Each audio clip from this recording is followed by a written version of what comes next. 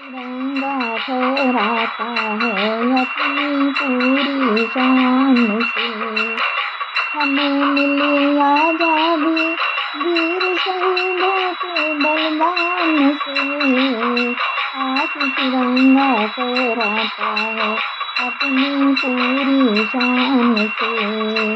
आज़ादी के लिए हमारी लंबी चली लड़ाई थी। लाखों लोगों ने प्राणों से कीमत बड़ी चुकाई थी। व्यापारी बनकर आए और छल से हम पर वार किया। हमको आपस में लड़वाने की नीति अपनाई थी। हमने अपना गौरव पाया अपने स्वाभिमान से। हमें मिली आज़ादी वीर शहीदों के बलिदान से। आज तिरंगा फहराता है अपनी पूरी शान से। हमें मिली आज़ादी वीर शहीदों के बलिदान से। जय हिंद।